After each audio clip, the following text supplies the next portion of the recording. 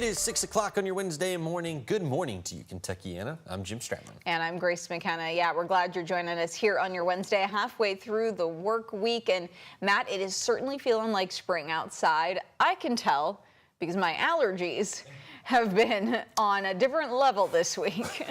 Allergies definitely have been in full swing this season. You're not the only person, Grace, that's told me that they've been dealing with a lot of sniffles and coughs. I know it's that time of the year where everything's coming back into bloom, especially after all the steady rainfall we saw. Definitely going to play a big part in things beginning to bloom back with us. Temperatures right now, 47 degrees. Winds are staying calm, 42 near Bowman Field just outside the city. We're still waiting on sunrise to happen with us, but right now on satellite and radar, clear, quiet, and cooler. We're going to continue to stay in this pattern as we go throughout our Wednesday and throughout most of our Thursday too.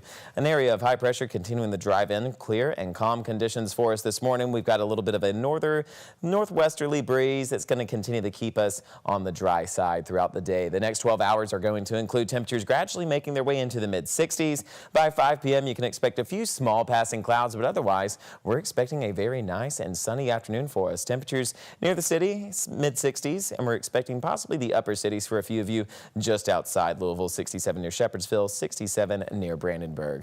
Now as we go into this weekend, we are tracking some showers and also some thunderstorms that will be developing across Kentuckiana. Some of them will have the possibility of turning a bit stronger at times. We're going to keep a close eye on those details as we go throughout these upcoming days. Quick check with traffic this morning too. We do have a stalled vehicle that's been around for our morning hours. This is in just outside the city on I-265. Stalled vehicle just towards that exit that is, from the entry ramp from I-65 from I-264 southbound. The shoulder's blocked due to a stalled vehicle. Once that gets cleared, we will let you know. All right, thank you, Matt. Today, Mayor Craig Greenberg is expected to unveil the Metro's new comprehensive crime plan.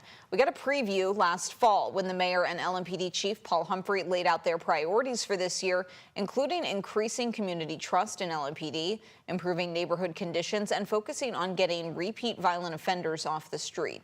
Now we could learn how they plan to make that happen.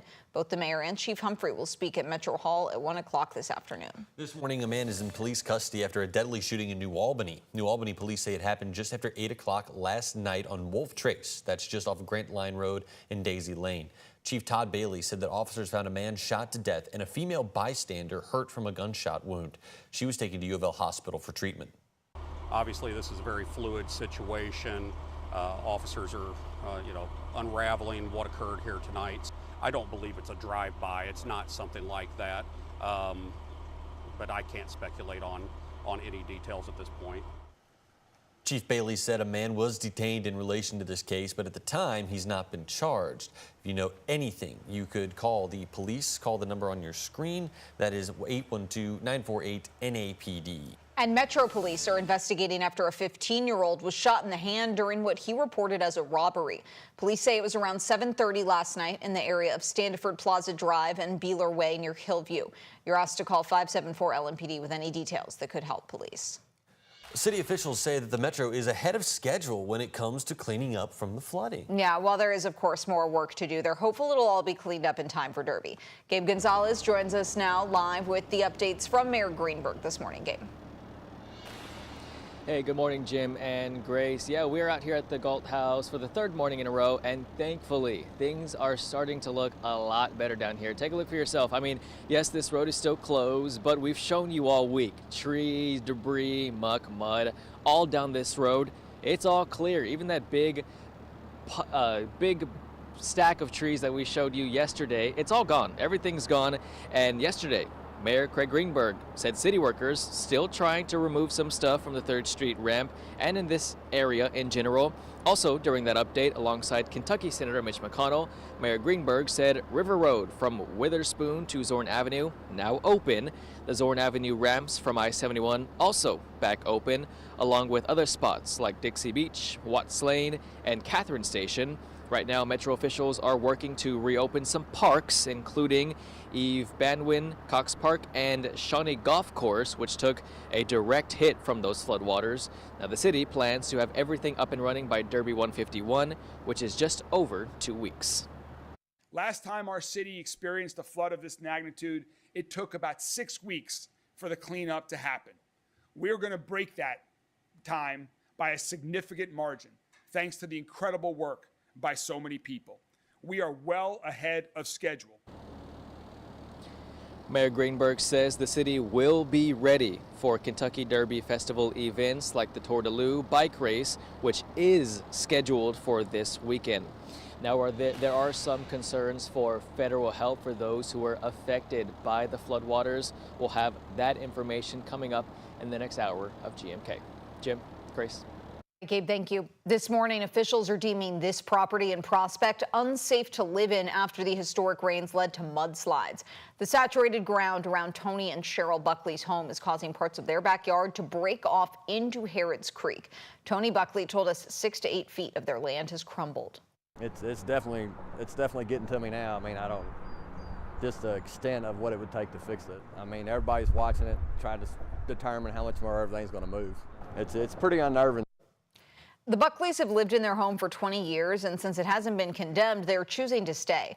Metro officials said it could take weeks to figure out a long-term solution for the erosion. Some more local news now. Louisville Fire is going to be investigating a pair of fires on the same block that happened within an hour of each other. They both happened on South 22nd Street just before 7:30 last night. Here are some of those photos. Now, this was a vacant house that crews were called to first. They battled heavy fire on the second floor of that building. Less than an hour later, crews rushed to a second home on the same block. There was nobody home at either houses.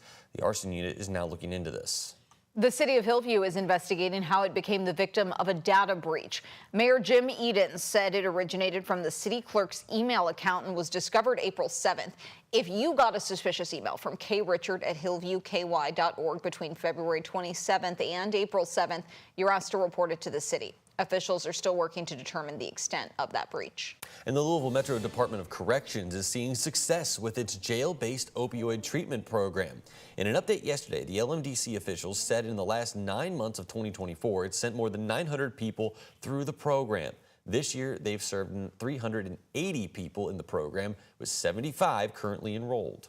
Hey, not only help the patient and make the community safer, but see that decrease, like I stated earlier, on the numbers of how many folks come to jail on drug-related charges. So having that continuity of care in the community to hopefully reduce and eventually stop folks from coming to jail for that. Now, when the program started, Louisville ranked 4th in the number of overdoses in areas of populations more than 500,000. That was just behind Baltimore, Philadelphia, and Nashville.